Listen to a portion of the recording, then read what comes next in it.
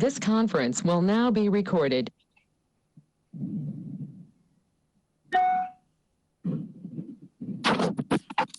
Okay, I'd like to welcome everybody to the special winter meeting of the Harwich Golf Committee. And in the past several years, there hasn't been really I can't get rid of that thing. a reason to meet during the winter months. If these Zoom meetings have accomplished anything, it gives us a little flexibility, and especially with all the pending issues that we have regarding our capital project, going forward into the spring. I'm glad that we've got this opportunity, and also in pursuit of Governor Baker's orders. This meeting is held remotely, and the participation details and protocols are all outlined in our agenda as well. If anyone had to, they could phone in. There's also a contact number. I invited Roman Greer, of course. Without his help, it would be tough sledding.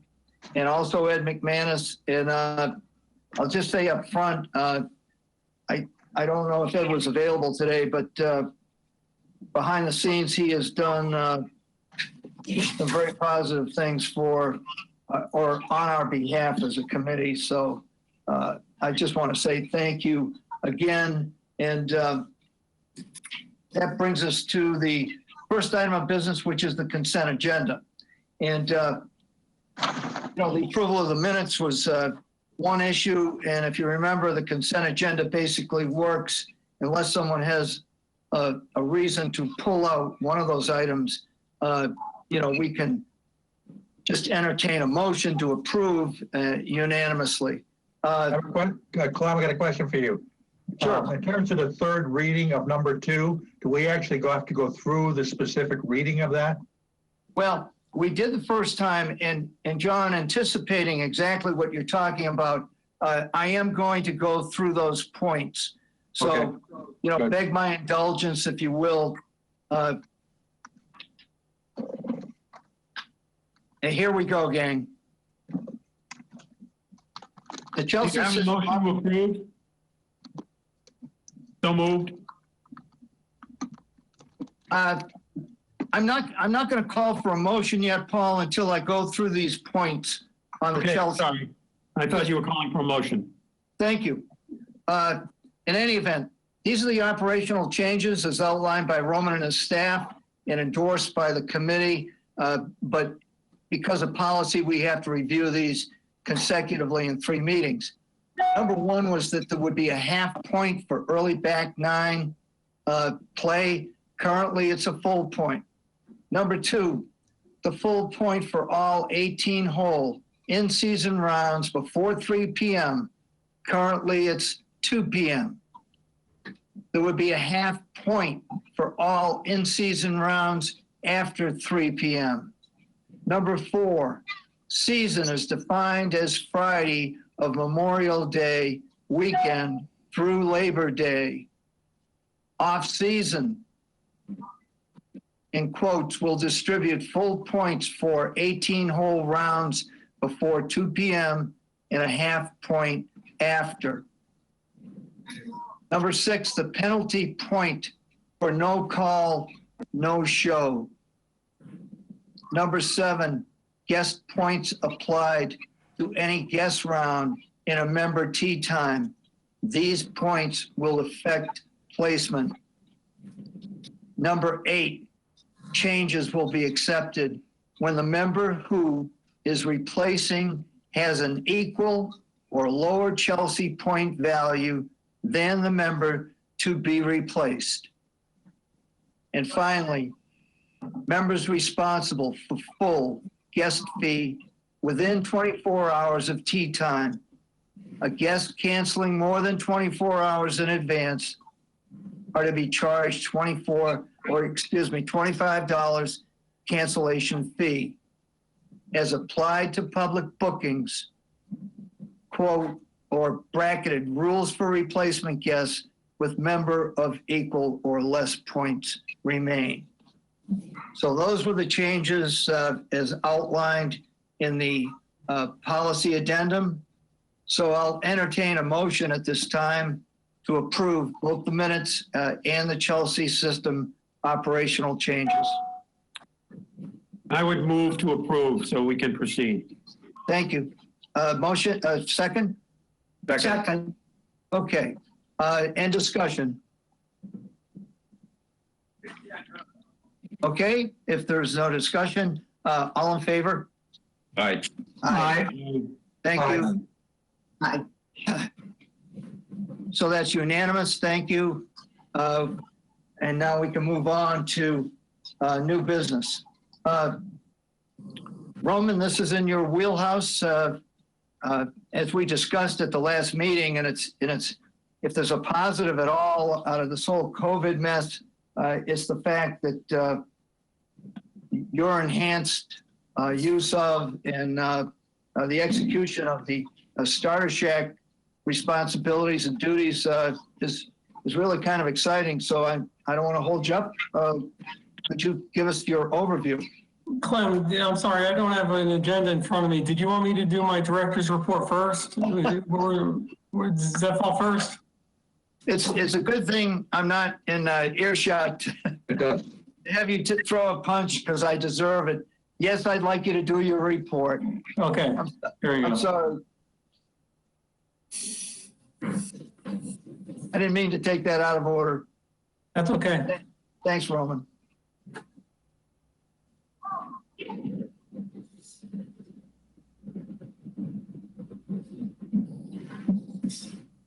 Okay, so how are we doing? Can everybody see that flag?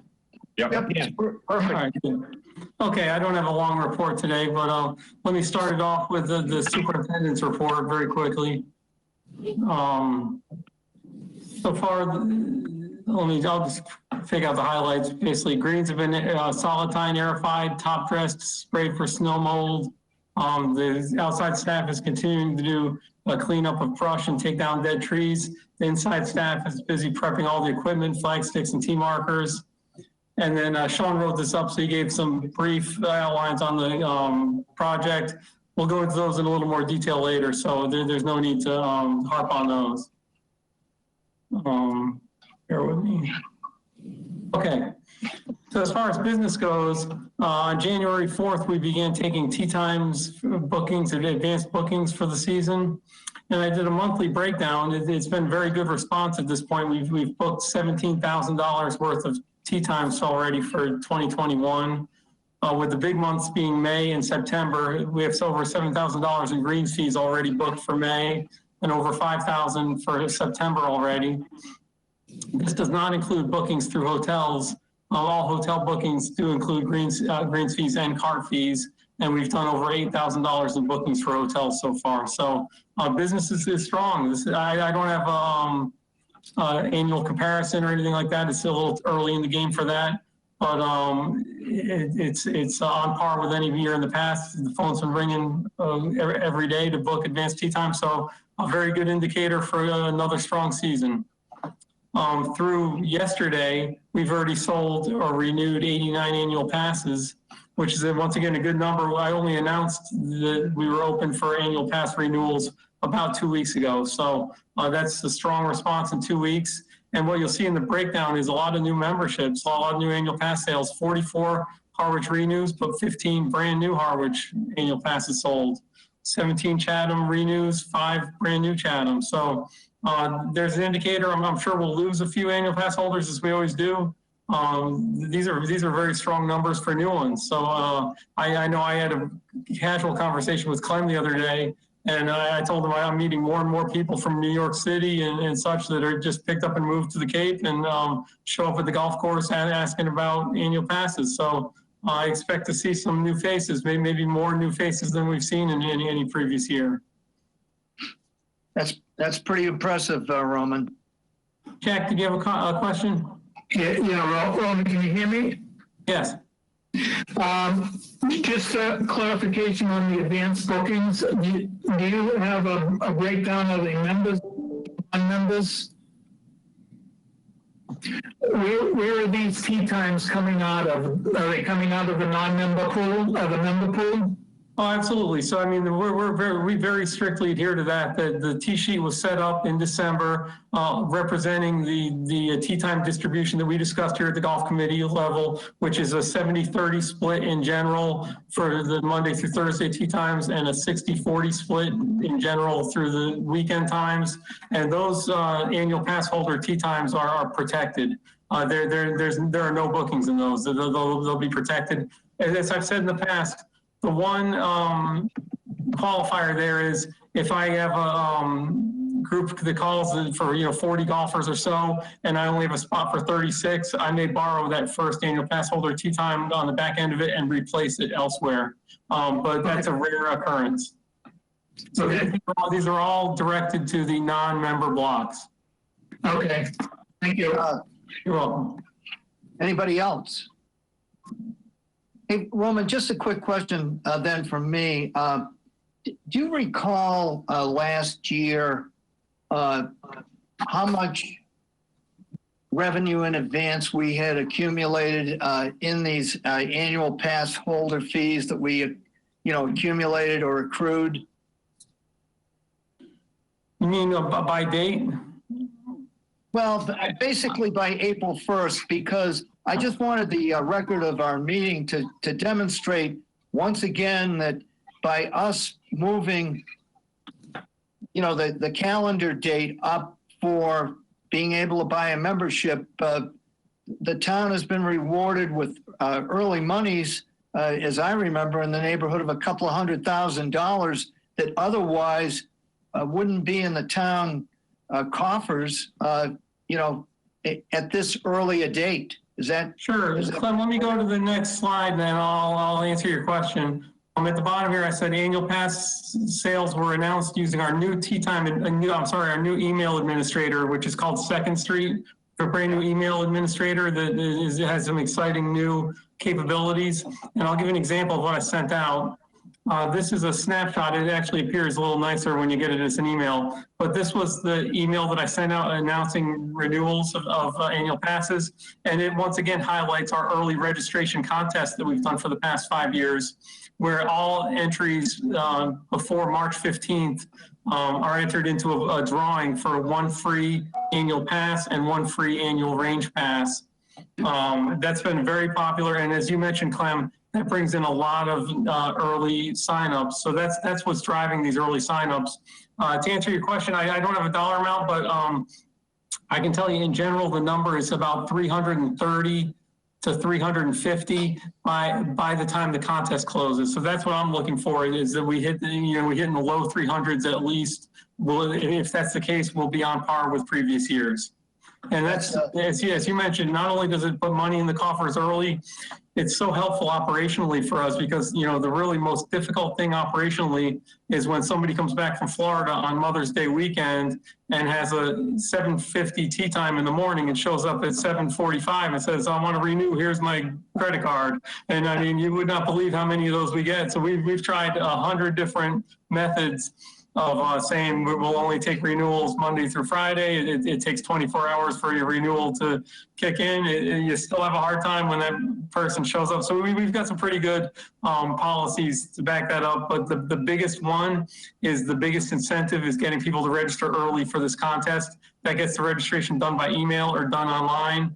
And there's no standing in line frustration, which especially this year, as we're going to have another COVID spring probably, the one thing we can't have is lines and too many people in the pro shop. So I think the number 89, again, I don't have a comparison at this point, it's so early. That's a strong indicator. What I'm really looking for is by the time this contest closes March 15th, that we're in the low 300s, low to mid 300s.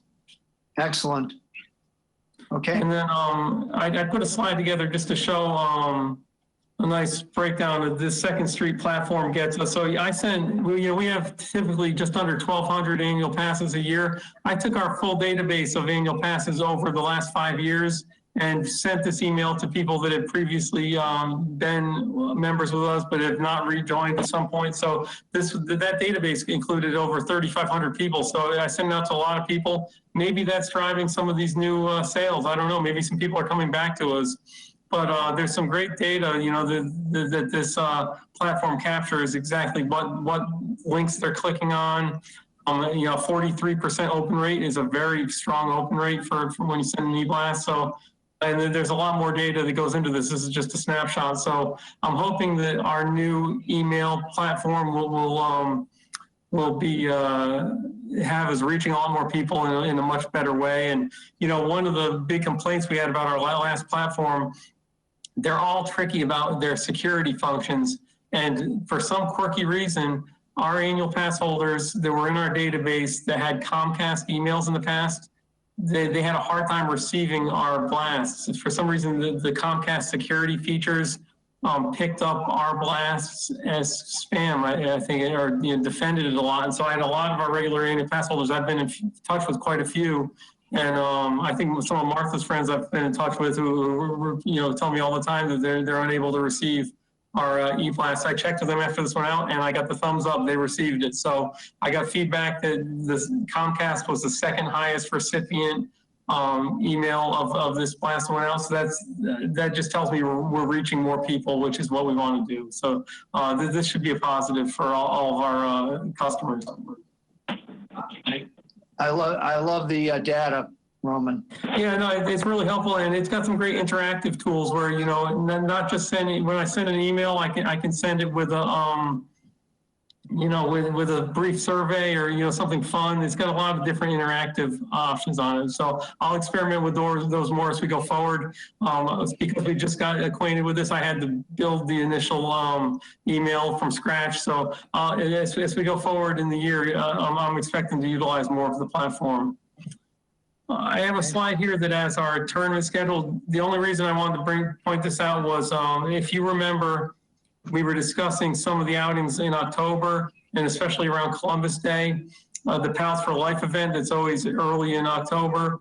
As I said, the committee recommended a later date for them, and which I agreed with.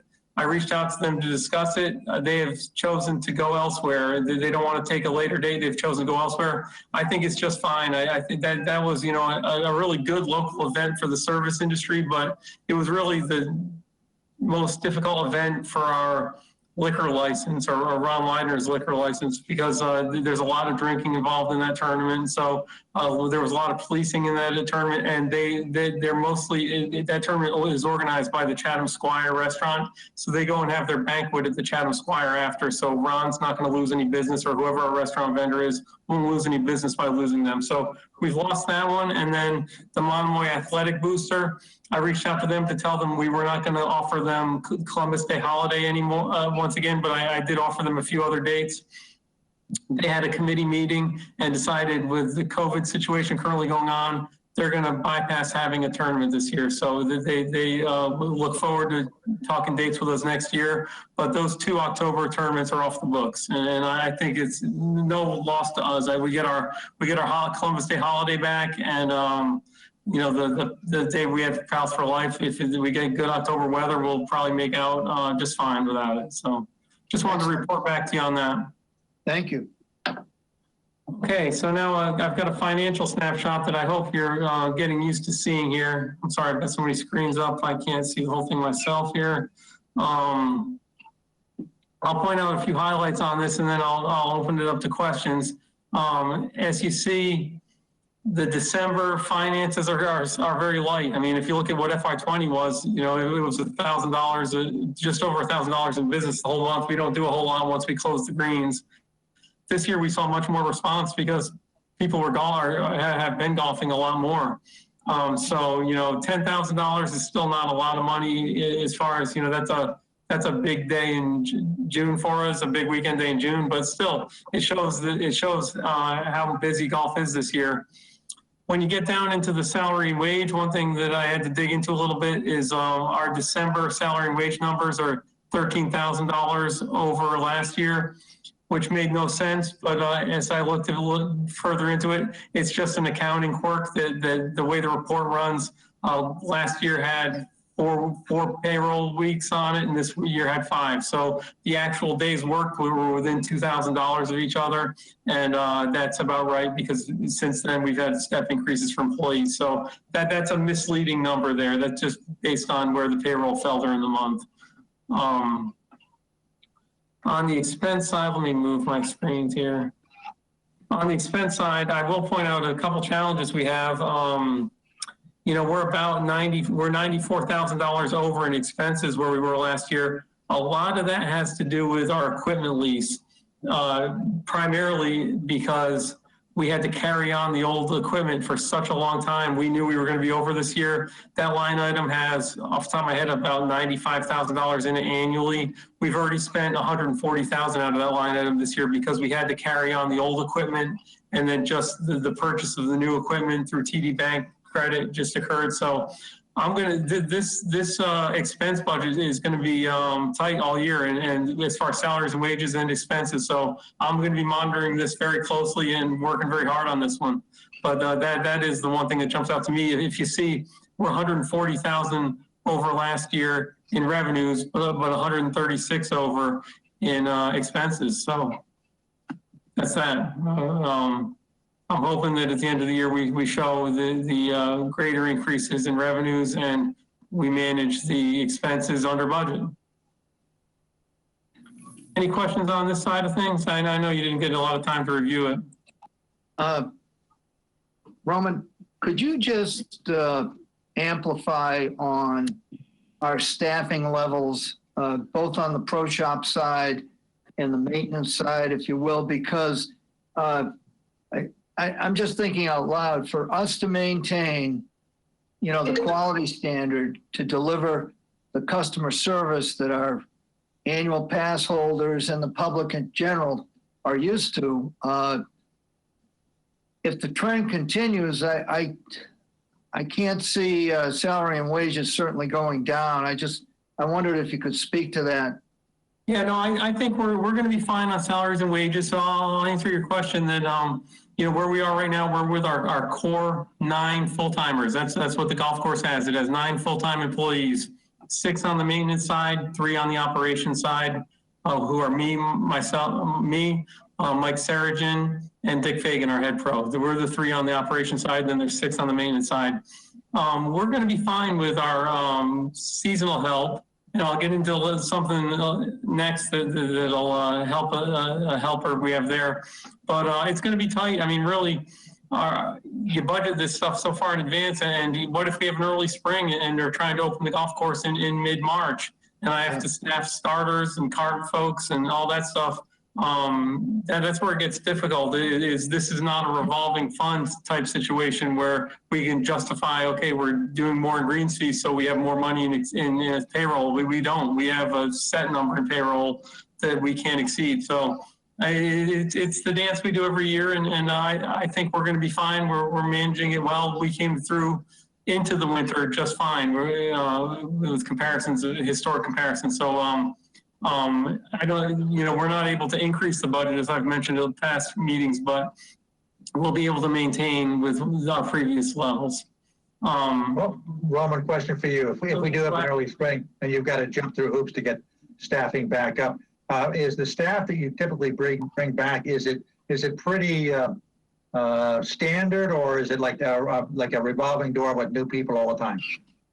No, we're so lucky. I mean, I know you, the golf often know a lot of the folks on our staff. We have an incredible group of dedicated staff members that I marvel at all the time, how, you know, the retired folks that have bring such incredible backgrounds and are working for next to minimum wage for us. It's amazing. I think it's a testament that they enjoy their job and that they enjoy being part of our team.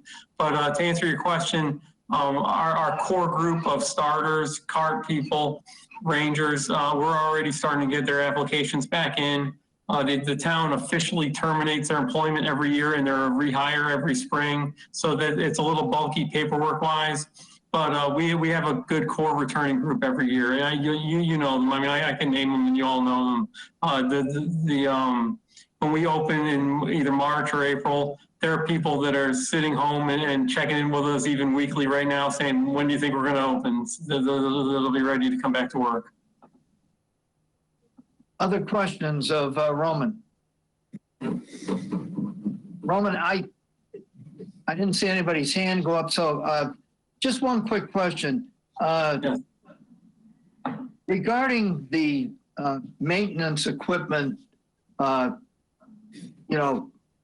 costs that we've encumbered, is that, it would seem to me based on what was said prior, can we conclude that that is a result of the fact that the selectmen regarding our lease for the new equipment that we have from John Deere, that because the old equipment got extended for so long, we encountered a lot of cost due to maintenance on that old equipment. Is that correct?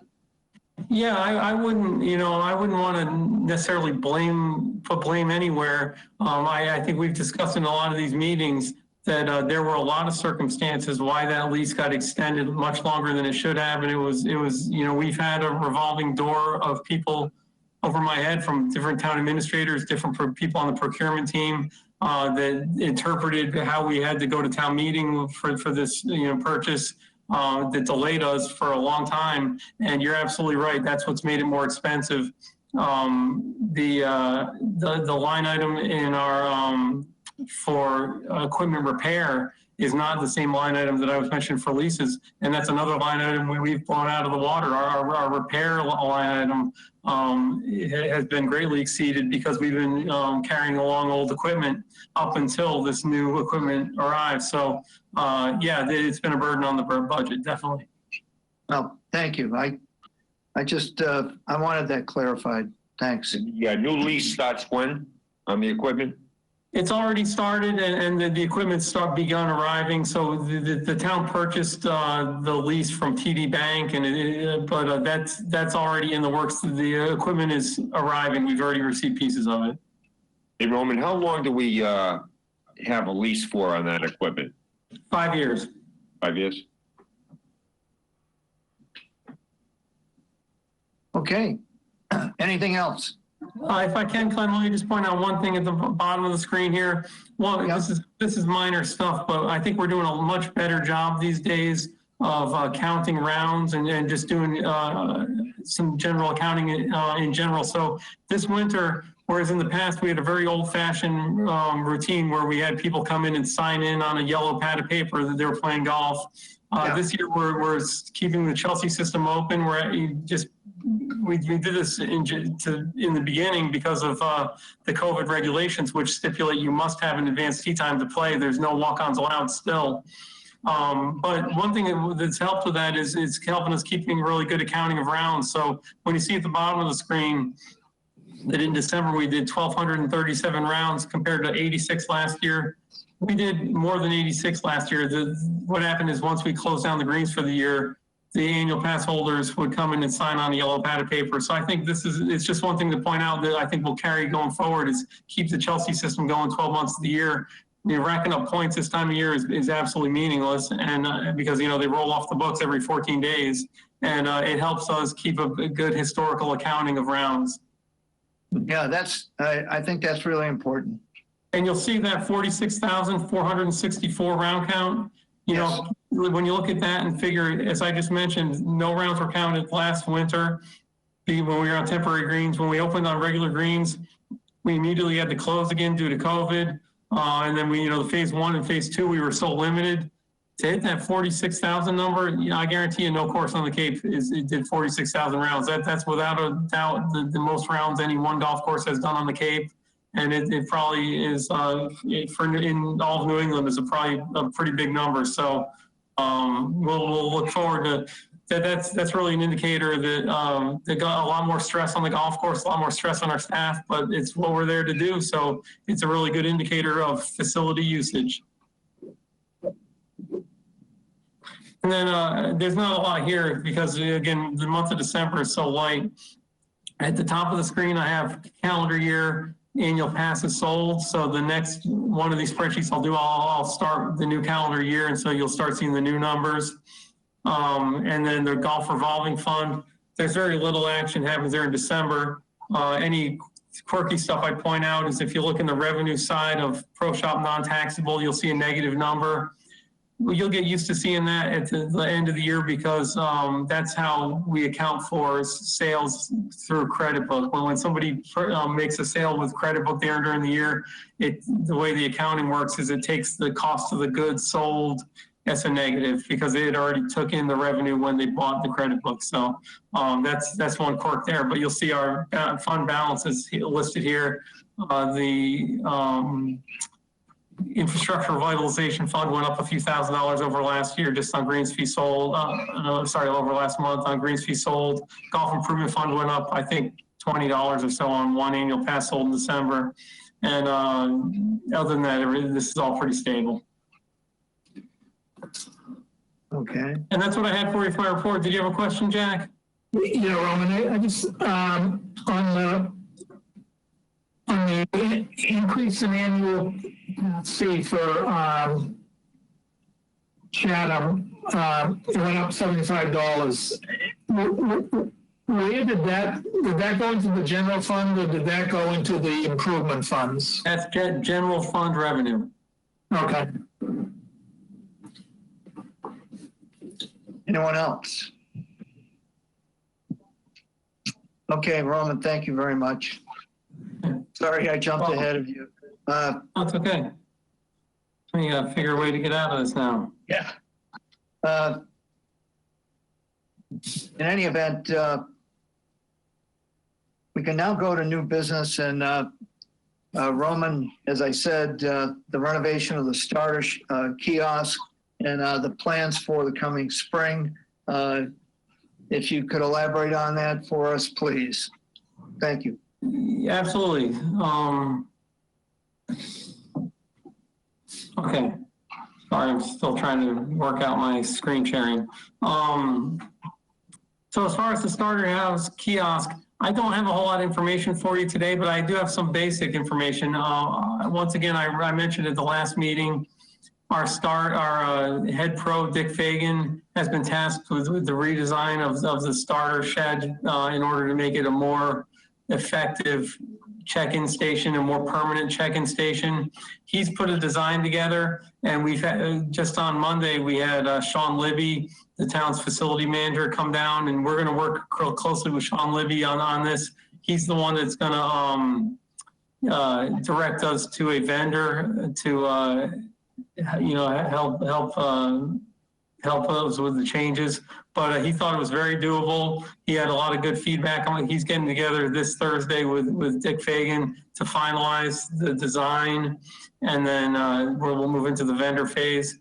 The good news that I hinted at that was coming out of that is I really, the state has renewed the CARES Act for 2021, and so not only are staffing in that starter house position reimbursable once again for the entire year, which is a nice lift of the burden on our payroll, but these upgrades to the starter shack should also be covered under the CARES Act because we can justify that they're being made as a result of the state mandates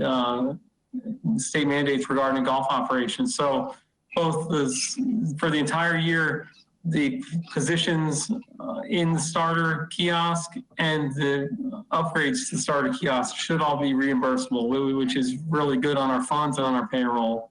That's what I have there. I have no specifics yet because Dick and Sean are still working on the design, and they're hoping this Thursday to move forward with finding a vendor to do the renovations. Okay, Paul White has his hand up. Paul. Just a quick point. I think this year with the charges being done at the kiosk really worked very, very well. I mean, I know it was sort of forced by the situation of the pandemic, but I as a player, I think it was so much easier to deal with, and it's safer all around. And it's even better to find out that it might be a reimbursable expense to reconstruct in this fashion. That's awesome. Thanks for the feedback, Paul. I completely agree, and I think it's something we really wouldn't have considered pre-COVID, but we're making steps now to make this a permanent part of our operation because it works so well. It's so customer friendly. It's friendly in so many ways. People that used to come and golf at Cranberry Valley, part of the experience was getting in line in the pro shop, and now come to the pro shop if you want to buy some merchandise. If not, go straight to the starter house, check in.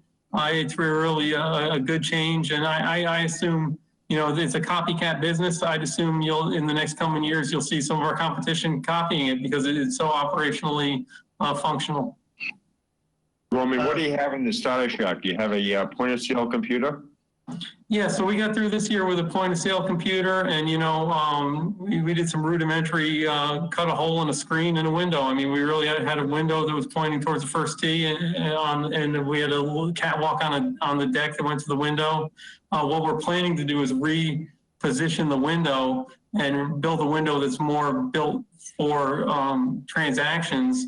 But we do have a point of sale computer out there. That's how we operate. We have a credit card slide on the outside so that the customer comes right up to the window. They slide their credit card on the outside, and the staff is on the inside of the window with the point of sale computer. It really works very well. One at a time. Next, John Wheeler. Okay, Roman, if I recall, didn't you say that you're going to move that window because it's so congested along that catwalk over to where the opening of the starter shack is, facing the putting green? Yes, so that was the initial design, and I don't want to get too far with it because Sean Libby had some concerns with that particular design. We are going to, no matter what, move it away from that catwalk on the deck because that deck got slippery when it got wet. It didn't allow for enough people in one place. It kind of created a little congestion with people waiting to get on the deck. So we're either going to replace it on that side, the east side pointing to the putting green, or on the north side pointing towards the circle, the traffic circle. That's going to be debated on Thursday. Roman, quick question. Does Dick, I mean, I know Dick's more than capable of doing this, but did Sean Libby talk at all about incorporating an architect to consult as well? We did not discuss that, Clem, and I hate to be so conscious of processes, but one of our keys is going to be keeping this job under $10,000 for the procurement reasons. I mean, if this exceeds $10,000, it takes us into another level of procurement, and we know how those higher levels of procurement go. They don't get done. So we're keeping this under $10,000 in order to get it done. I got it. Hey, and kind of a follow-up to what John Crook said, are the computers, because I'm thinking about the infrastructure, I'm sure Sean Libby's way ahead of me, but does that point of sale talk to the point of sale in the pro shop? Are they interconnected? Yes, they are. The point of sale systems are web-based, so everything's web-based. What we did in order to get this working in the spring was we had to add Wi-Fi to the starter shed. So we now have Wi-Fi in the starter shed. You may end up seeing the very first change order from our vendor that's currently renovating the center circle. Is it turns out that Verizon didn't sink the conduit low enough into the ground when they added the Wi-Fi. So our very first change order is going to be from the gentleman doing the center circle right now to reset the conduit lower in the ground to accomplish his job, which is about a day's work or $800. But excellent. yes, we have Wi-Fi in that building now, and that's the programs are all web-based, so it all communicates. Excellent. And even though it's not collateral, when I brought up that topic of salary and wages and staffing, what I was thinking about in the back of my mind was I just think it's been so enormously successful. Could you touch on our intern program? Because I think that's been enormously successful. Will that continue? Yeah, I hope so, Clem. I think I applied to 6 different colleges once again this year, and we have not received a response on an intern at this point. The kicker for us is housing. We really need to get lucky with either a local Cape kid, a young person that has family on the Cape, or a group of friends that are coming to the Cape. Because we had a young lady a few years ago that tried to do it on her own and tried to rent a place on her own and really struggled. When these interns are looking for housing, so I applied to a number of schools and have not yet received a response. That being said, we a lot of times do find young college people that are looking for a career in golf that will fill that intern role. But it's hard for us to do it because of what we offer. That we don't offer housing. In general, they're not able, if they're starting off as starting down the path as teaching pros. We don't have many lessons to offer them or opportunities like that to make additional revenues. But we have had great success in the past finding young people that want to join our operation and learn some skills. So I'm hopeful once again we'll continue to advertise it.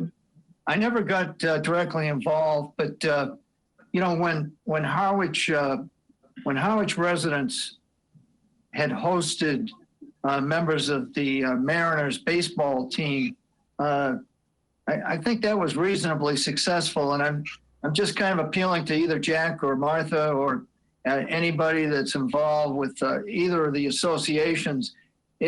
In our email blast, maybe that's something we could incorporate as a outreach. That anyone that might have available space, because this COVID thing's been so crazy. Some people might have someone that's moved out, or they might have space available. Clem, one thing I can fill in, I pursued this a few years ago, and I was told that as an HR issue, we cannot go down that road of for the town advertising that we will help in any way with housing, because there's too great of a liability. So anything they could find on their own, I can't advertise that that it would be part of the position.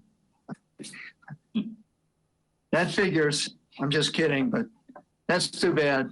I know, because that's really the game changer. That's what, obviously put yourself in the shoes of a college student. That's what they're looking for. They're looking for a dorm type situation, or some type of free housing offered, and then to make additional money on top of it. The young lady we had a few years ago, basically every cent she made plus some of her savings went to housing while she was here. Wow. Okay, Roman, thank you. You're welcome. Any other comments? Okay, folks, if you look at item number 2 under new business, this was kind of nebulous on my part. So when I put down security considerations, the reason why I sent out the pictures in the packet to everyone is the fact that you may or may not have noticed in some of the information that we had in hand, Green Skies, as per contract, is going to put a barrier, a steel fence around the entire standalone field, which is commendable, et cetera. But I think all of you, especially you that have played there and have delivered carts back to the cart barn, you realize that by position, the cart barn essentially overlooks that entire solar standalone field. And I just thought it was worth our time because it's early enough. I wondered what the thoughts were of the committee about enhanced security on the property. And I'll start off the discussion by just relating an observation. It's just one person's opinion, but our control gate to access the road into Cranberry Valley, the property itself, I think is woefully inadequate. It's virtually manually operated. I think it's time we put in place something that's substantial, that can be remotely controlled, and I think that we've got to protect our investment, up in and around the clubhouse. So, as far as a strategy of how to do this, I'm going to toss it out to the committee. Any thoughts about enhanced security? Or perhaps it's not necessary. Martha? I would just like to ask Roman, it would be your responsibility and the town's responsibility to make sure that golf course is secure. Is this an issue that you have discussed with the town manager or the selectmen? Not at this point. What's always been part of the car barn project has been, once we get the electricity, that we would put security cameras on the building. Every building we have has security cameras currently on it, including the clubhouse, the starter shed, and even the ball shed at the driving range. So we have security cameras in all of those places. As far as the front entrance, though, I mean, I think if somebody came in, if we wanted to have end up getting a license plate of every person that comes and goes, we don't have that capability. We have nothing along the road or at the gate. That's for sure. And I have not discussed that with anybody. Do you lock that gate every night?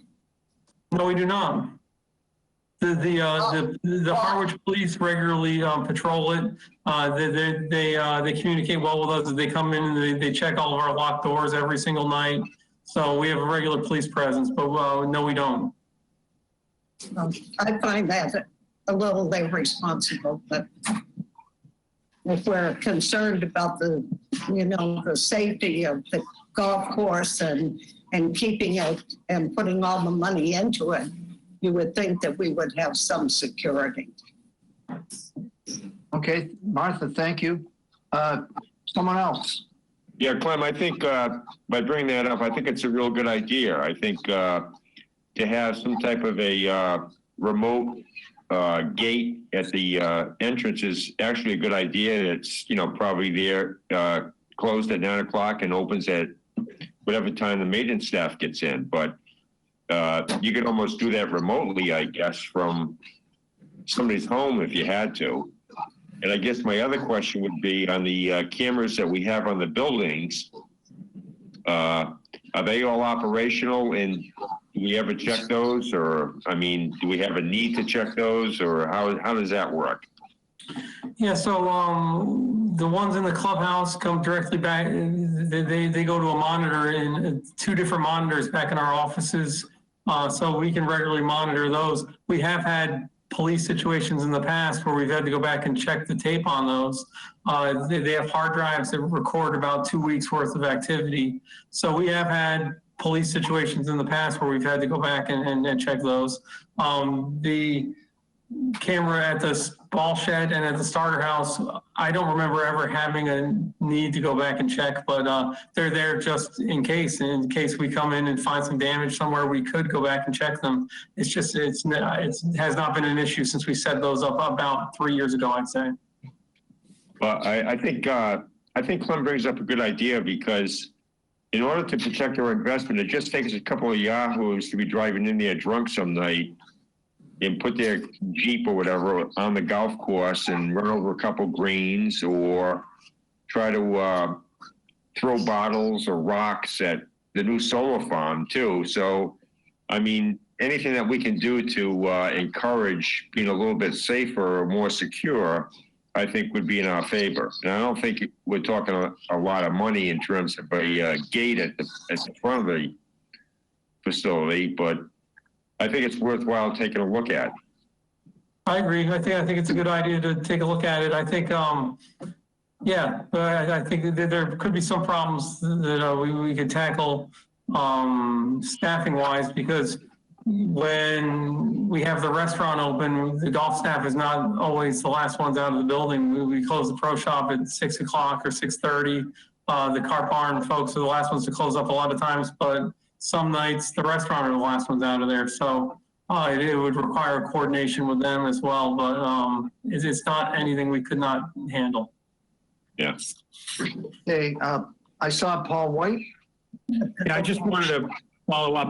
First of all, I think it is a good idea to review this issue and maybe come up with some concepts that would work along the lines we've heard shared thus far. But I want to ask about the security cameras. Are they motion activated, Roman?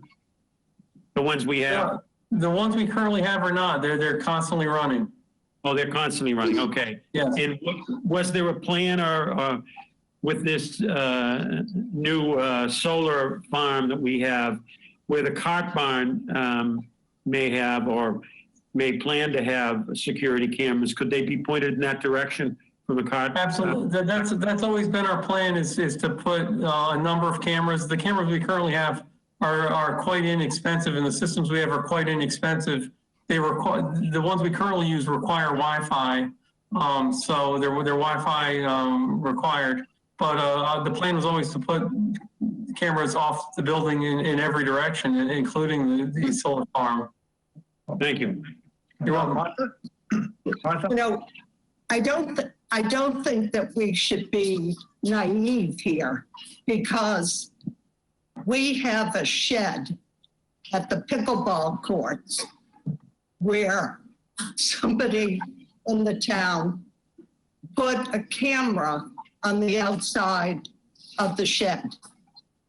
It has never worked. It wasn't intended to work. It was supposed to be a deterrent to kids to think that there was a camera there and it was working. And if you go over to the pickleball courts, the town must have put $40,000, $50,000 into bathrooms that have never opened because they have been vandalized by kids. Doors broken, toilets broken. It's never been used. So don't just think that there's a camera there that works, because it doesn't. Thank you, Martha. John, please.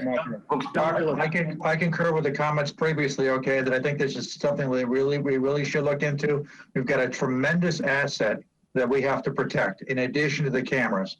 And a deterrent of having a gate, okay, across that will stop people from getting in there, driving in there. And as John Crook said, you know, some yahoos could drive over God knows where. In addition to that, that starter shack, word will get around that starter shack is a place where people transact business. And they could mistakenly think that there's cash in there and break in. And if we can somehow find a way to put a barrier up, which will get them to think twice about trying to get in, so much the better. Okay, I had one further comment, and it goes back, gang, to comments that I think I shared at least at one meeting. It was conversations that I had with Ron Leidner and regarding the hot stove.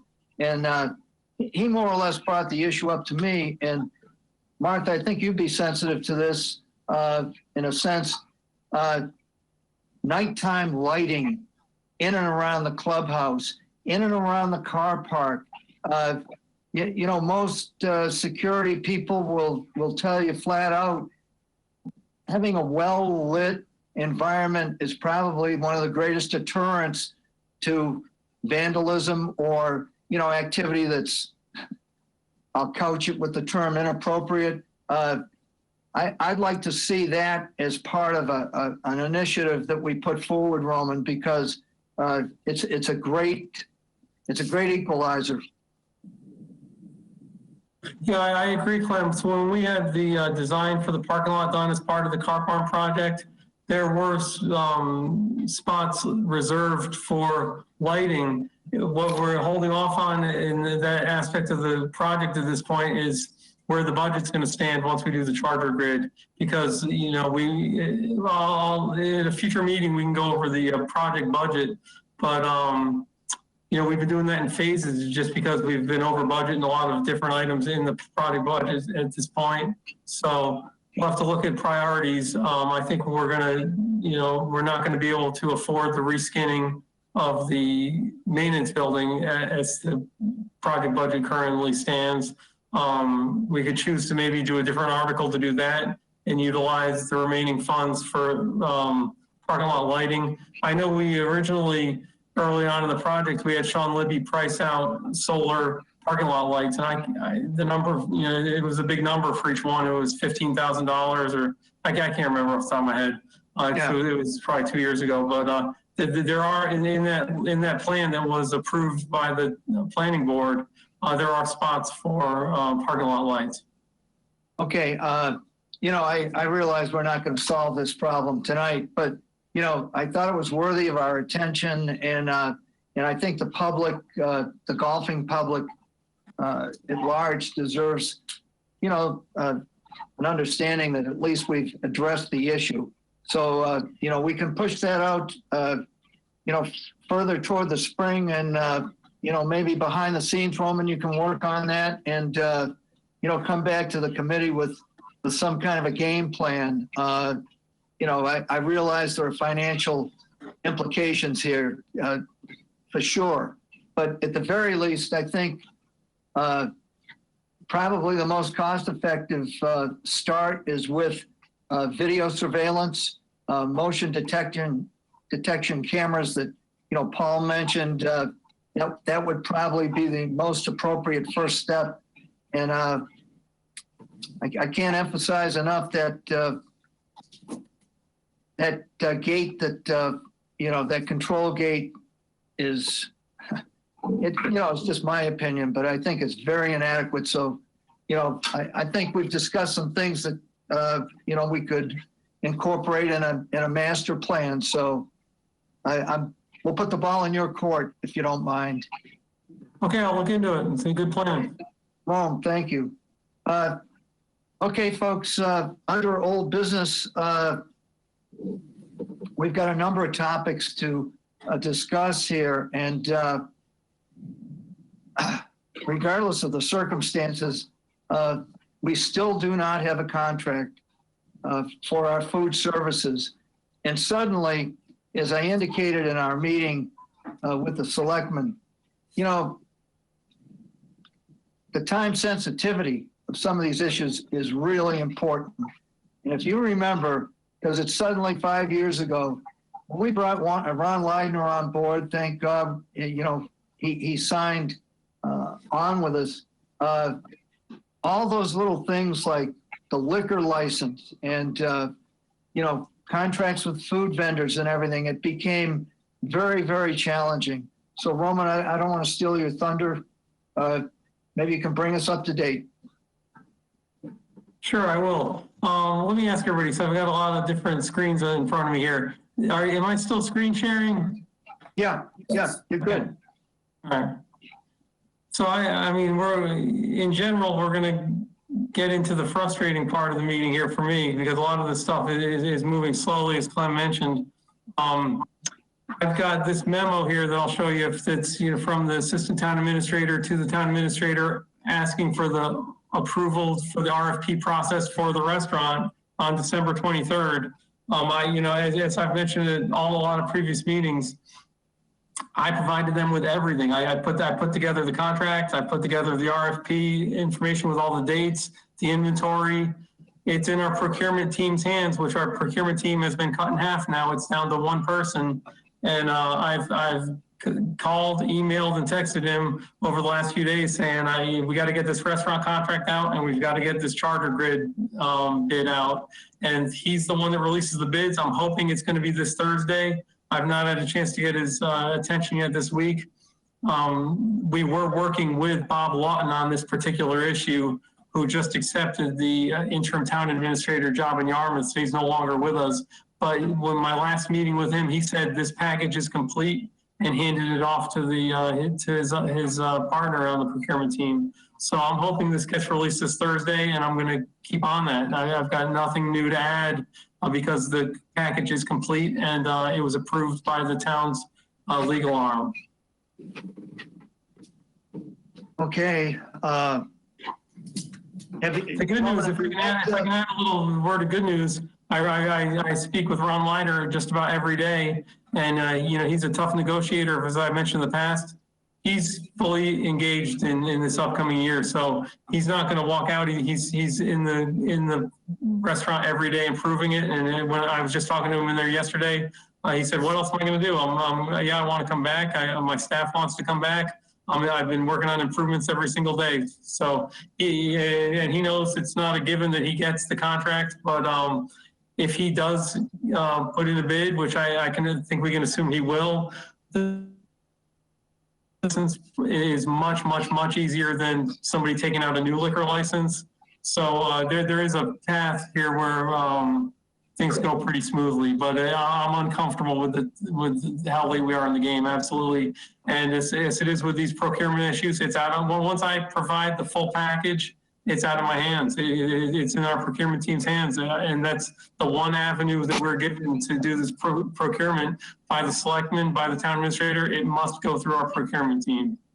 You know, Roman, and I saw Steve Bellato's hand and also John Wheeler, and I'll bring them into the conversation. But Roman, when you submitted that, the recent RFP packet regarding the landscape final phase, I believe you referenced the fact that that was 72 pages of materials. Is that correct? It ended up being 72 pages of material in the selectmen's packet. And, you know, I mean, I think I mentioned this to you, Clem, in a casual conversation. It's just indicative of how difficult procurement currently is in this town. In the past, in any sane world, that should be 3 documents. It should be a recommendation from the procurement team that everything's been done. Page 2 should be a checklist. Page 3 should be a summary of the project. It should be 3 pages. And that we've done things like this in the past that have been 3 pages and don't require every email, every step, you know, from the genesis to the completion. I can't imagine who went to the selectmen's meeting and read the 72 pages. It's just it's indicative of where we are procurement wise. Is that it's hard to get things done. That was 72 pages for what project? That was for the landscape project that's currently underway. Well, those 72 pages were presented to the selectmen for their approval of the contract. I'm sure they read that. Steve Bellato, please, Steve.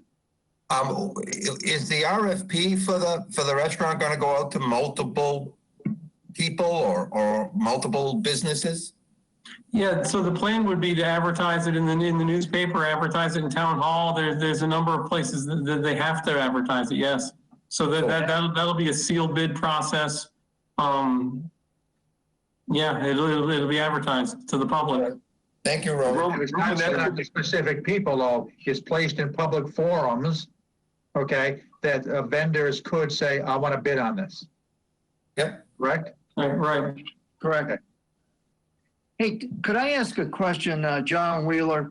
John, to your knowledge, because I haven't read one single thing, are you aware through the selectmen's actions that they are actively pursuing hiring an assistant town administrator? I have no idea. Sorry. I can answer that, Clem. They've put that in the town administrator's hands where he's supposed to be advertising and interviewing for that position. So I've seen a few selectmen's meetings where they ask him where the process stands. And I haven't heard progress on it. I think it's in the works. Yeah, because that's the key. You know, the fact that Bob Lawton is gone, it's a shame. Because he was so good at that, executing that kind of skill set on behalf of the town. Anything else, Roman, that we can add here? I wish I had more. I'd be happy to answer any questions about it, but I mean, it really has not moved since I discussed this with you last time. This one's particularly frustrating for me because I did all the legwork in this one. I put the whole package together. I went through Bob Lawton and he took it to KP Law, the town's legal arm, and they've had a complete package. All we need to do is update the dates in it, and it's ready to be released. Okay, great. So, Roman, Well, can I just ask a question, Clem? no, go ahead, Jack. Roman, given where we are now, I assume the decision on selecting a vendor isn't going to be March, possibly later. I believe that once it's posted, there's a 2-week period. There's a 2-week period for which that's posted to the public. I think 1 week, I had a time schedule that Bob Long provided. 1 week into it, we're going to ask for walkthroughs are available, but it'd be posted for 2 weeks. Then there'll be an evaluation period. And I'm glad you brought this up, Jack, because I had a note to mention this to Clem. I don't know what level, Clem, when it comes to evaluating the submissions, would do you want to get together with me and evaluate those together, you and I? Absolutely. Absolutely. I would appreciate that, Roman. And I'll mention that, it's a side topic. I think we're going to discuss this in a moment, but when we discussed the instruction lease last week with the selectmen and they approved it, they were very interested to hear that the golf committee was unanimous in their support of renewal of the instruction lease. So I think, the selectmen are very interested to hear that the golf committee supports anything that goes before them. So I think going forward, just, if we're going to learn from that, I think let's get ready to have a golf committee inclusion possibly in the packet from you, Clem, or, it could, I think in the past I've written them a summary that said this was vetted at the golf committee level and was approved unanimously. That helps in the approval at the selectman level. excellent. Anything that it can enhance the process, I think is, vitally important. And Steve, as a point of information too, it's by law, once that packet goes out for review, for interest to be submitted, there will be a submission date. It's required as part of the package, and it incorporates a public opening where witnesses actually are present to weigh in, so that all the documentation is approved in a transparent public way. So Roman, that brings us to number 2, the capital project updates. I know we've danced around a lot of some of the side issues here, but anything that you can share, thank you. Sure. So I've got a few updated pictures. Those of you that are in Florida may not know that we're turning up the pavement pretty well in front of the clubhouse.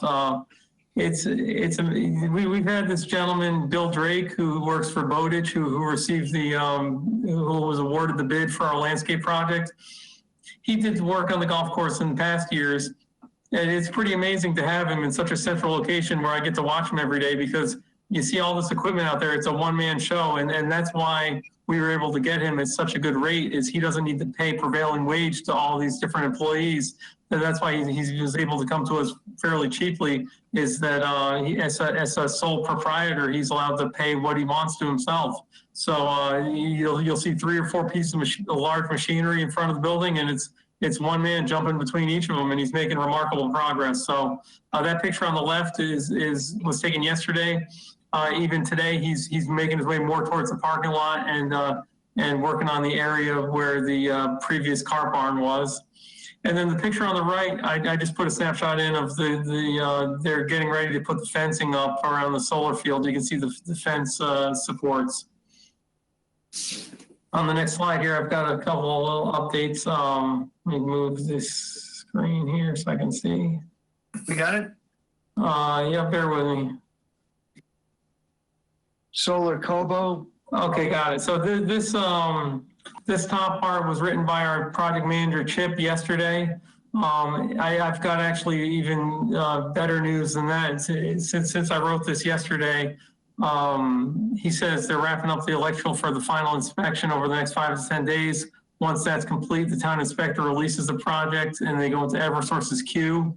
It turns out that Kobo and Chip, our project manager for Green Skies, was actually pretty amazed by Kobo's great relationship with Eversource. It's a shame it comes with these relationships, but he said that there was no need to jump in the regular queue. For some reason, we jumped right to the top of the queue. So they're going to replace the transformer this Thursday, So this Thursday, there's going to be no power at the golf course. We'll have all the buildings closed.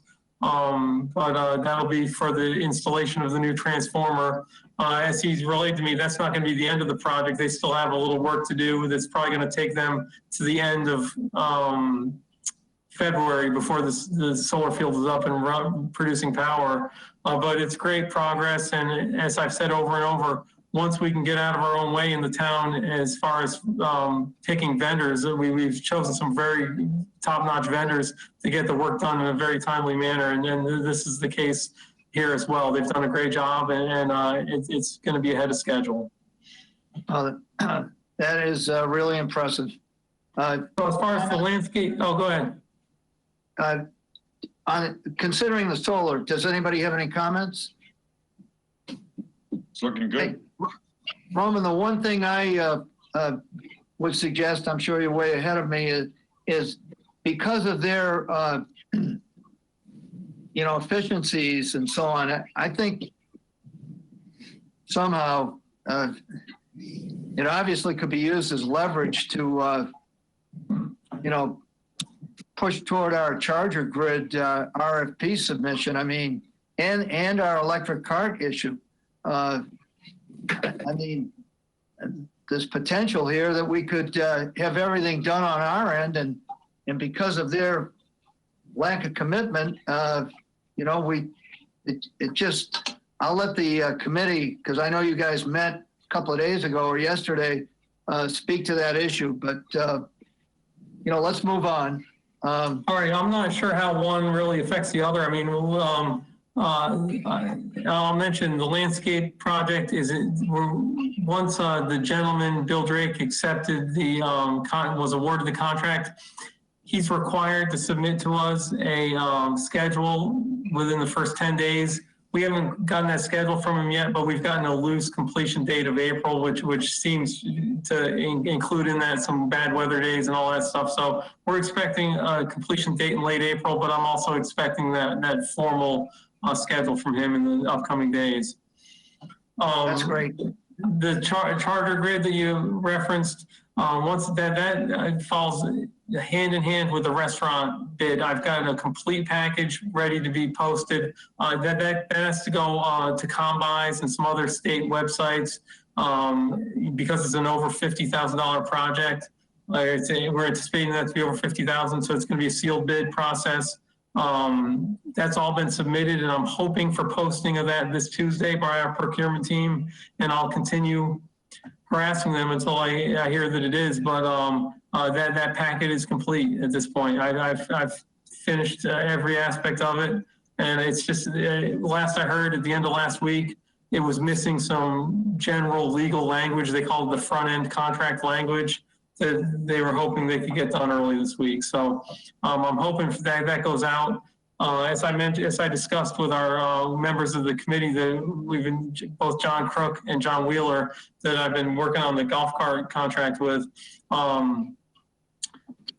That if it goes out this Thursday, we're pretty much looking at an April date where that job's completed. So it's pushed us a little bit beyond comfortably saying what we want to say, which is we're going to start this upcoming season with electric golf carts.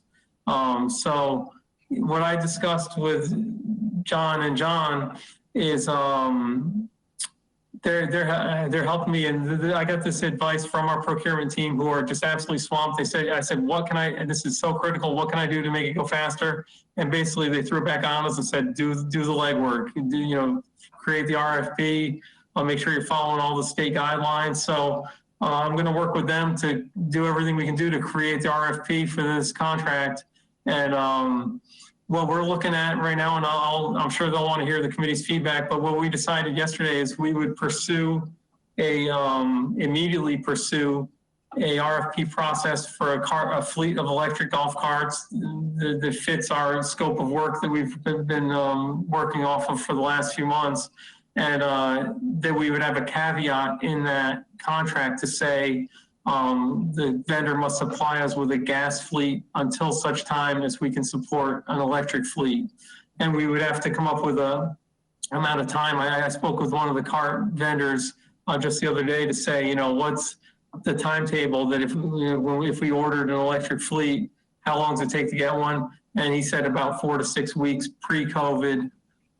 So we'd have to work closely with a vendor. I think if we awarded the contract to a vendor and they sent us a generic gas car fleet, and we communicated with them throughout the entire time saying, what the exact date is where we would expect to have the electrical infrastructure in place to support the car fleet, it would be a fairly easy switch out on that date. So definitely not the scenario we were looking for, but that's the plan that we're pursuing.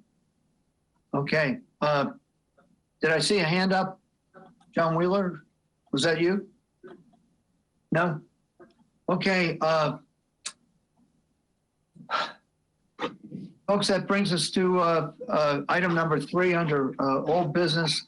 And if you remember in our conversation, as far as the committee was concerned, I had gone to the trouble of introducing a policy regarding weekend tea time allocations. And I submitted a wording for potential policy. And as per discussion at our last meeting, the assumption, at least that I made, was that in lieu of a policy to be adopted, that we simply send out a communication to the annual pass holders indicating, our thoughts and desires. And I turned this over to Steve Bellata because he volunteered to create some wordsmithing and a possible direction for us to take. So Steve, I'm turning it over to you. Okay, well, did everybody see the wording that was in the package? Yes. Yeah. Yes. Yes. I mean, and again, I tried to put a little bit of commentary, if you want, into it, which is, I don't know. I mean, it's a message that may, in my mind, would, if we're going to send anything at all, should just go out in a general communications, because one of my concerns is it's the infamous double-edged sword. If we try to get too specific about people that book an 18-hole tee time and only play the 9 holes, and we make it real strong, I'm afraid we might be letting people into a little secret that, geez, you can book an 18-hole tee time if you simply prefer to play the front and then just go home after 9. So I leave it up to the committee as to what we want to do. John Wheeler. First of all, Steve, I think your perspective on this was, I had an aha moment when you went through that. And there was one question I think that you either said explicitly, I don't have it in front of me, or you implied, and that was, how big an issue is this really? Are we trying to go into overkill mode? In other words, back to your point, which I want to also reinforce, is that if we alert people to this way of getting around the rules, will we have a bigger problem than we have now? And do we have any sense of how big this problem really is? Okay. Yeah, I defer to Roman as to whether or not he thinks it's a frequent occurrence. I don't know.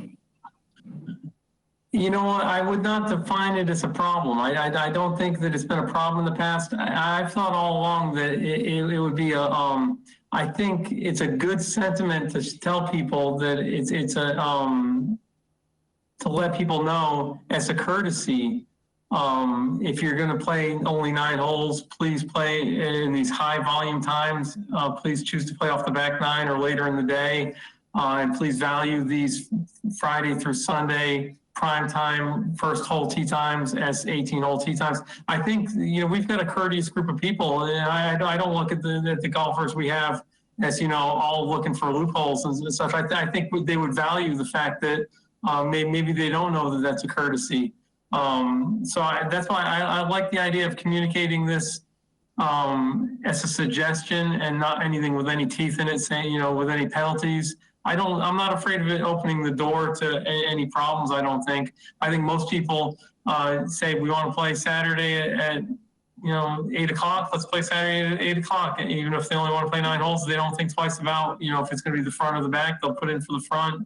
One thing that comes to mind is the tee time policy we discussed earlier is going to now, for the first time, have a benefit to play the back nine early, where that's now a half a point as opposed to it used to be a full point. So if you were going to play in the morning 9 holes, it would be a greater benefit to play that 9 holes on the back nine now, because it'd only be half the point as opposed to the full point it's always been in the past. So, you know, we may be tackling that in that way already. But I don't see any necessary problems here. I think people would appreciate hearing the reasoning why it's a courtesy to treat those prime time tee times as 18-hole tee times, but not to have any threats of penalties attached. Oh, and that's one of the reasons why, Roman, I wrote it up to try to be more general, not specifically talking about those specific times, but any time that anybody has a reservation and they know in advance they're not going to be able to complete the reservation, to let us know, because it just gives the opportunity to fellow members and the general public to be able to grab a tee time. I agree. Okay. I'd just like to hear from everybody. If you've got a comment, I'll go to those that haven't spoken. Jack Conley? No, I think it's a bigger issue during the week than it is on the weekends. I definitely know people only play 9 holes during the week. I know 4 or 5 groups that I'm aware of that play during the week and only play 9 holes. But I've never run into many people on the weekend doing that. Yeah. John Crook? You know, Clem, I'm not really that close in terms of how the tee times work up there, and I'm not up there enough to really comment one way or the other on that. Okay. Martha? I've never heard that it's been a problem, so, and I'd hate to create one. Yeah. You know, the opportunity of playing the back nine, I think that's great, and I wouldn't make it a big issue, because then it becomes one more problem that people want to talk about. Exactly. Paul?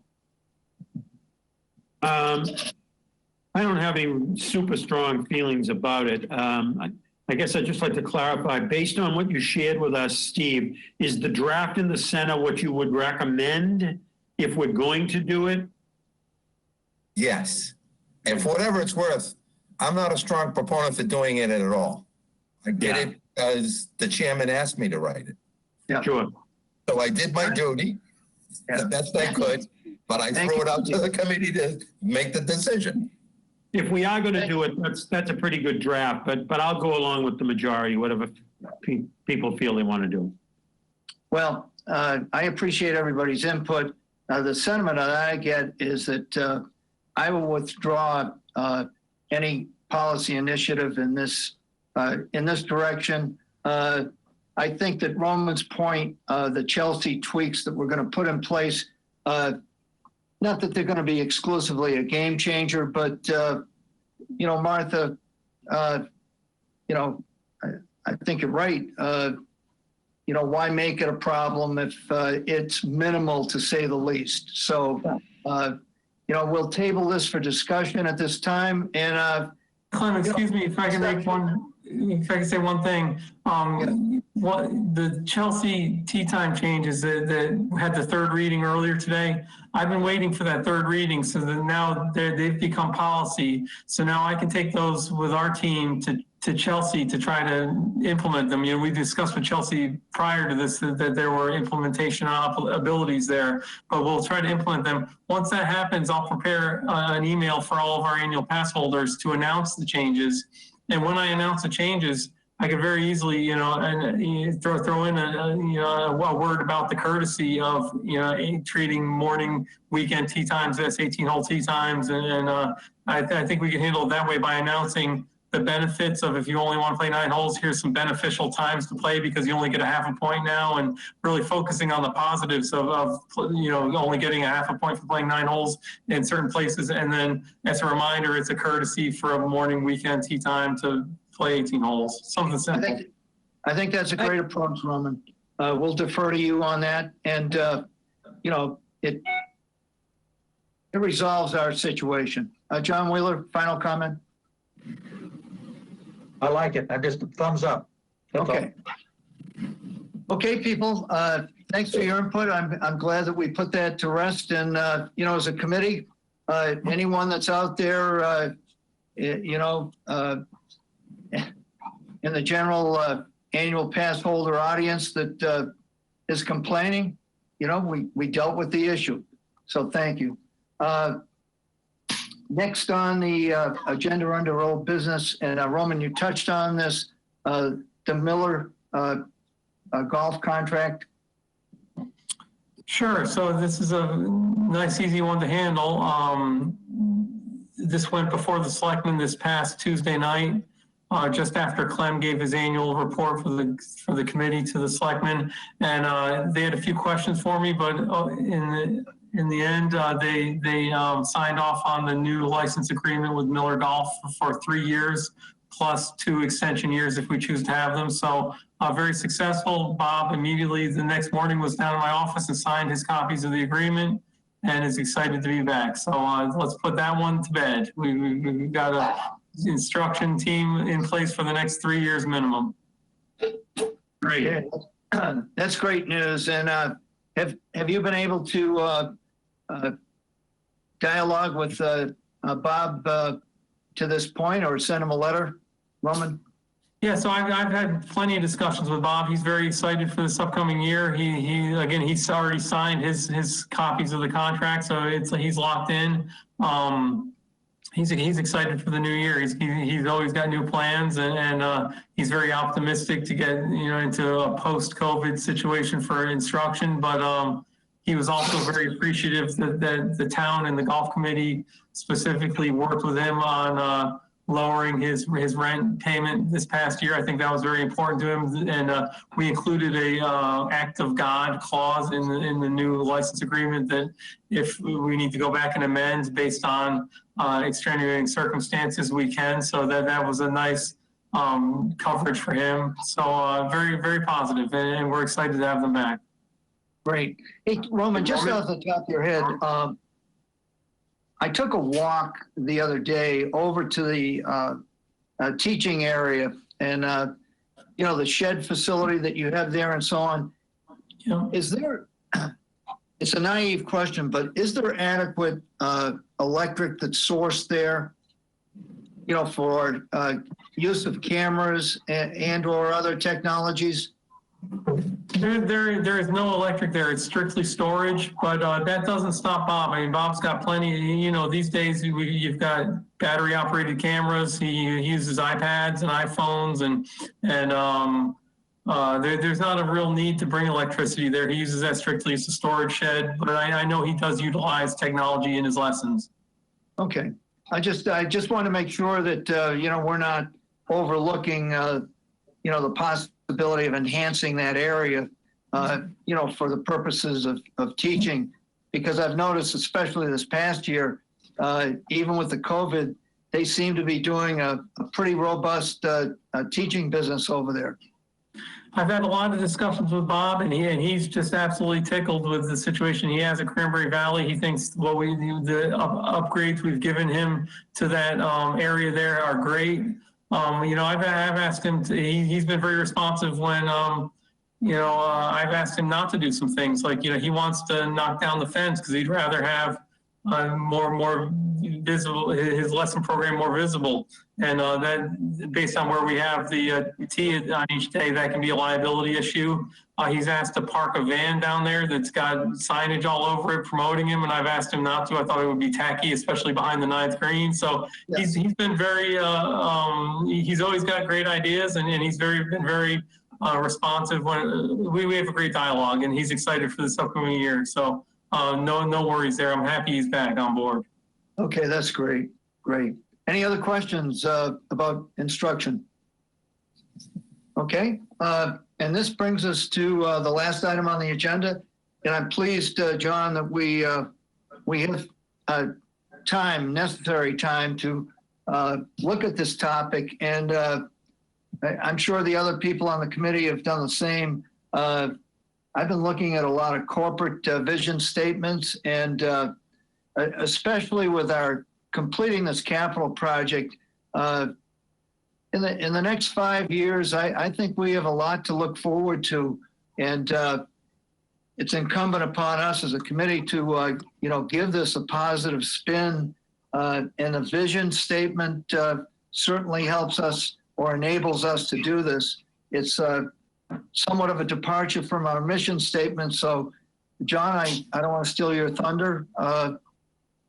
Please go ahead. Okay, thanks, Roman, Clem. There's a process that I've been following with small companies and medium-sized companies, as well as the nonprofit sector and a couple of departments within the town of Harwich, to develop vision statements that become the front end, if you will, or a portion of the strategic plan for each of those organizations and or departments respectively. My plan is to share with you the criteria that I've been using with each of these various organizations, as well as I've been collecting vision statements like you, Clement, vision statements from public and private golf courses across the country. Yeah, so I've been collecting those, okay? Yeah. And we'll continue to collect some more of those for sort of basically to stimulate that, distribute them as food for thought. I'm also then going to incorporate some of that, the stuff that we have currently already in our strategic plan, to make sure that we're working in sync with that strategic plan, as well as materials that we have as reference materials from the current Cranberry Valley website. My plan is to distribute that information to you as food for thought, ask you for some things back, and rather than get into that now, you'll see the specifics of what my ask is. My plan then is to consolidate your responses to my ask into a one or more draft vision statements, and then bring those back to the meeting for us to go out ahead of time, but for us to discuss and digest and chew on, okay, and work through and massage, okay, at a future committee meeting. And then from that, I can go back and I can make the changes, and then we can bring it forward, the updated version, okay, to the committee for review, approval, and then take it from there. That's the game plan. John, it sounds excellent to me. And John, as a point of information, I was reviewing our mission statement, everybody, which is on the website as well. And it's, again, one person's perception here, but if you look at the current mission statement, I think it embraces everything, that we are trying to say, certainly. But I noticed, John, and I guess this would be up to everybody. If you look at it, I think it's just a little bit wordy, perhaps. And I think we can keep the essence or spirit of the mission statement in place and simply refine, maybe the semantics a bit, and as well as the English is concerned, the punctuation, et cetera. So I would ask everybody to look at that as well. Does that, John, did you have that kind of perception when you looked at that? I haven't looked at the mission statement, but I will tell you the guidance that I've given those various organizations is we should be able to make 3 or 4 statements about our mission, okay, in 40 words or less. Yeah. So we as committee members might even be able to recite that mission. Yeah. And so when it gets longer than that, things get lost. Right. And so, and again, I'm just saying it as a general statement, not relative to the specific mission statement, because I have not reviewed it yet. Excellent. Yeah, I totally agree with you. The idea of brevity is a real plus. And, if you get too deep into the weeds, it just, the essence is lost in a sense. And, relative to what you said, I looked at, Tesla, Nike, Patagonia, especially, Amazon, Southwest Airlines, as far as the public sector is concerned. And then pursuant to what you just said, I was amazed. I found quite a few municipal golf enterprises that have, well thought out, well constructed vision statements as well. And for the sake of the committee, not that you wouldn't figure it out, folks, but if you Google in municipal golf vision statements, there's a lot of information out there. Right. And most of them, what I found, John, anyway, most of them I would attribute to much larger municipalities. But the beauty of it here is the fact that even though we're a small town by some standards, I think we're headed in the right direction. It's a very progressive initiative on our part. I want to come back to this idea of the mission statement. Clearly, the mission statement and the vision statement have to be in sync with each other. Exactly. Because in some sense, the mission statement provides guidance from how we move from where we are today to realization of the vision, which will be typically minor 5 years hence as well. I'll leave it at that, except for one other thing, is we developed this vision statement. We want to make sure that it is as vivid a description of who we are 5 years out as possible. So that way we know, we have some sense of how we're doing in progress from where we are today toward achievement of that vision. And you're going to hear more about that. I'm glad you mentioned the 5 years, John, because I think that's vitally important, as well as the fact that, these things are not written in stone, and that it's incumbent, I think, on any good committee to make sure that, the living document is just that, and that it doesn't get stale, it doesn't get old, and it embraces, actually where you want to go. And I was thinking in particular, everybody, with our focus on junior golf and renewing our commitment to that, especially with our capital projects, these things all fit together very nicely. So anybody else, please jump in if you'd like. Steve Bellata. Just a question, John. When will you send out those materials for us to review and start doing some homework? It's probably not going to be for another 2 weeks anyway. Okay. I'm involved in some other things. So yeah, that's fine. I'm just curious. Thank you. Okay. Now, prior to the sit down tonight of the meeting, because John Crook and John Wheeler had met with Roman regarding the cart fleet RFP, Roman alluded to this. John, if you could bring us up to speed, basically, and I know that this is basically a new topic, but I want to make sure that we got it under the umbrella of this meeting. So, John? Well, Clem, I think Roman covered most of the key points that we discussed in our meeting that we had yesterday. Mm-hmm. I think the big thing I took out of the meeting was that obviously the charger grid was going to be approximately a month late, which led us into those options that Roman explained in terms of coming up with some type of hybrid approach to having both electric carts and gas carts in the meantime. I think the other thing that was kind of news to me was we'd all along thought of Ed Eldridge as being our electrical contractor. Yeah. That was going to do the job. And I guess based on Roman's input, I mean, he's not too interested in doing municipal jobs right now. I mean, he wants to do private jobs because it's a lot less of a hassle. Yeah. So I think hopefully with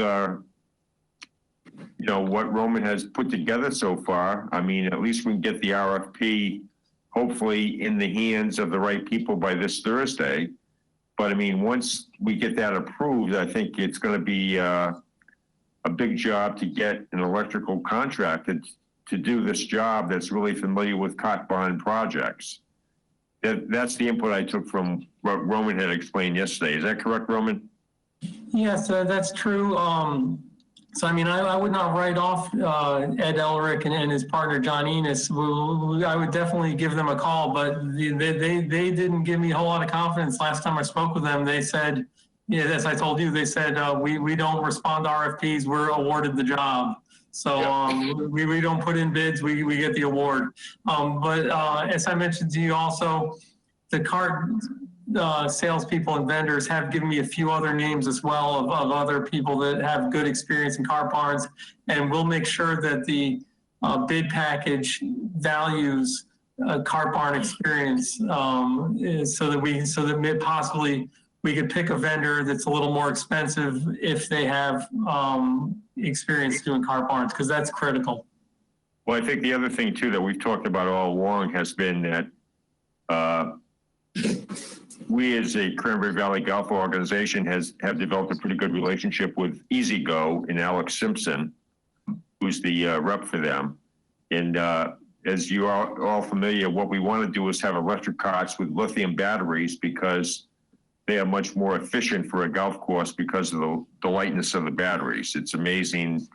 It's like a normal cart is like 250 pounds and a lithium battery is like 50 pounds. So, I mean, it's a big difference in terms of protecting the golf course. So I think that's one of the things that we want to make sure that we come out very strongly in the RFP too, is that we have an electric cart fleet that is supplied with lithium batteries.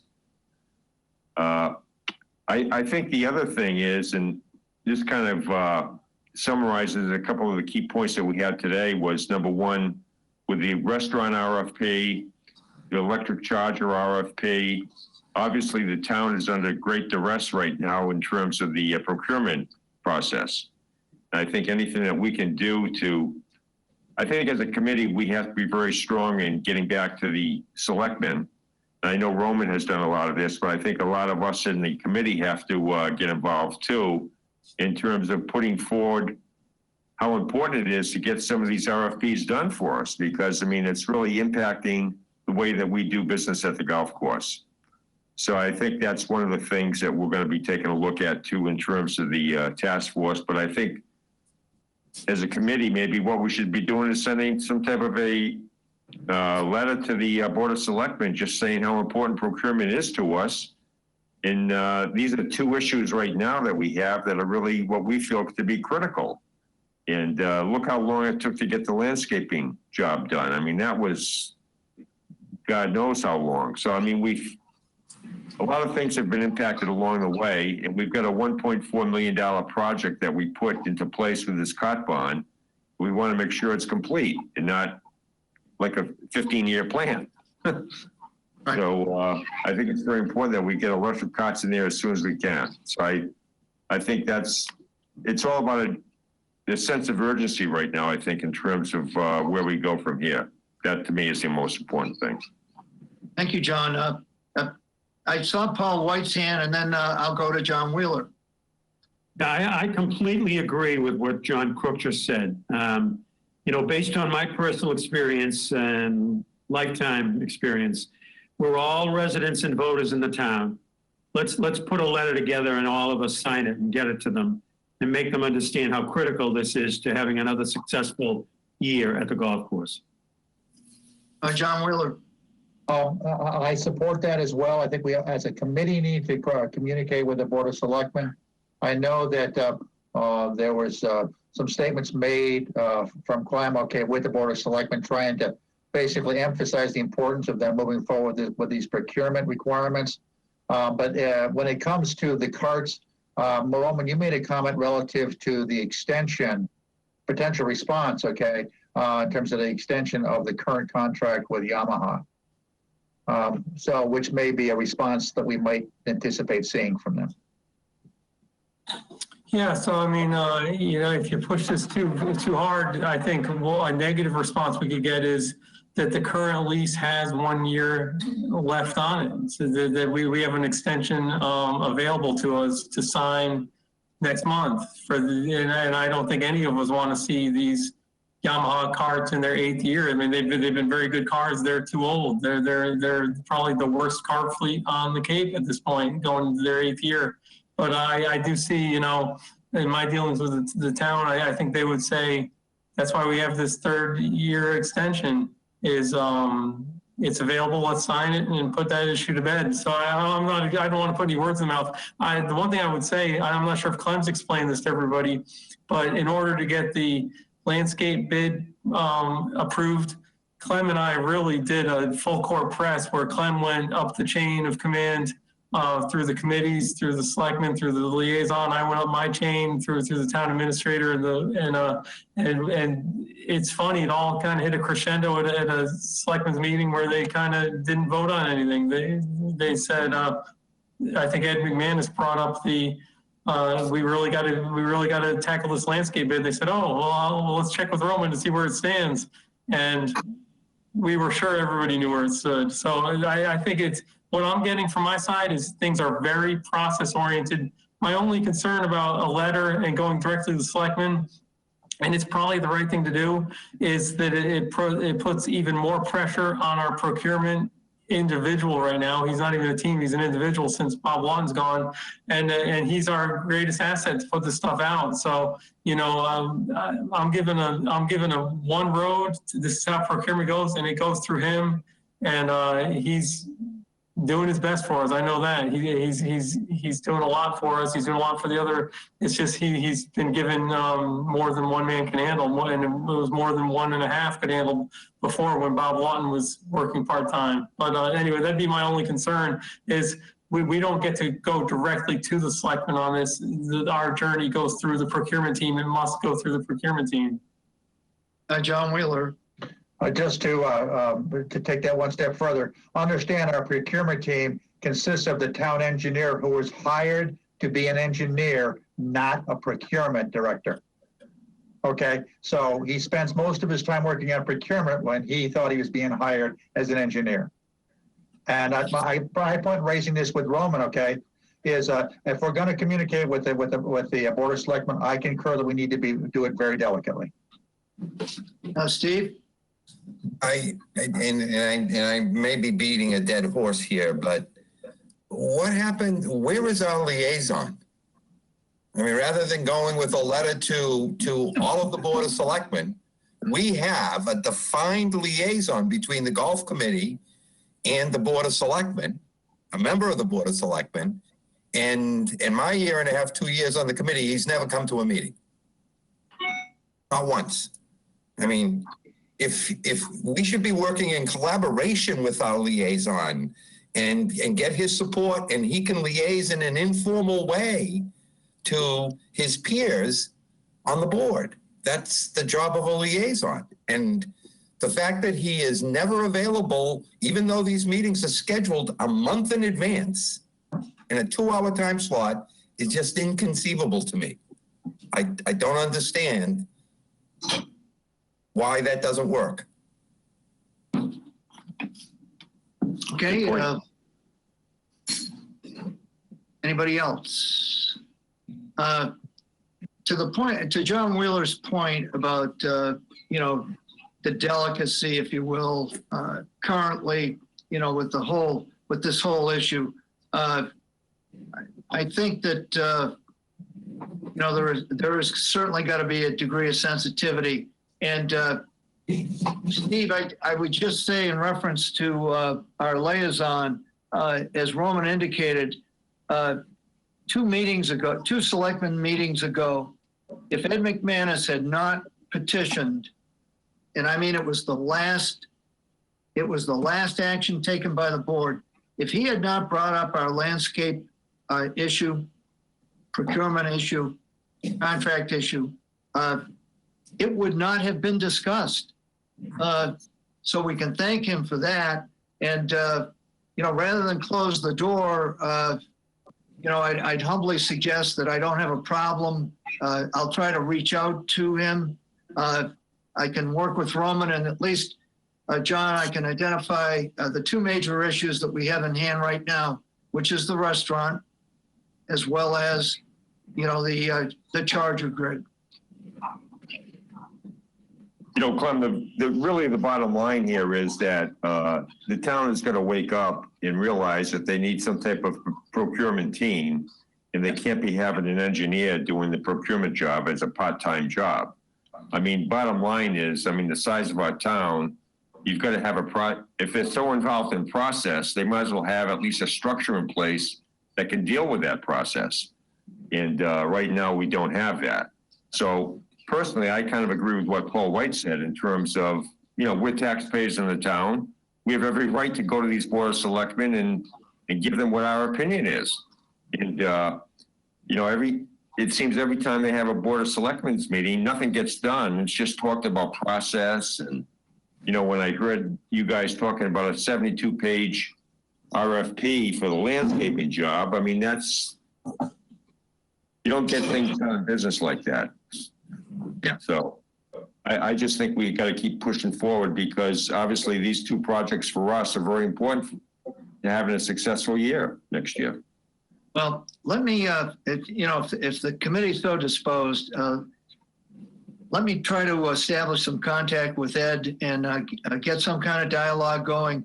And and I would defer to him. I mean, if he's not satisfied, or on behalf of the committee, if I'm not satisfied, you know, I think, Paul, we can orchestrate putting a letter together and you know, try to put an edge on this, because every week that goes by becomes problematic for us, you know, reaching our goals, because time is of the essence. And as you mentioned, John, urgency is something that's paramount here. Hey, the bottom line is the town needs our $1.9 million in revenue. That's for sure. Yeah. So. Yeah. Any other thoughts? Jack Conley? Jack? No, I guess I would still try to leverage the council, or is it McManus? I'm sorry. Yeah. And just because he did something once, that's terrific, but I would hope we could leverage him again and try to get him to push it through the selectmen. It seems like if you got one of your own, do something, you might get it done versus a committee. Okay. Any other comments? Okay, that brings us to the public comment section of the meeting, actually. Mr. Wilson, are you still with us? No, he left. Did he check out? Yeah, No problem. right I now. mean, he's put buckets for both the restaurant and the.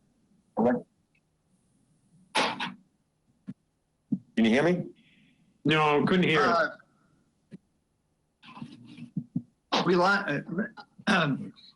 Dave, I don't see you on our screen.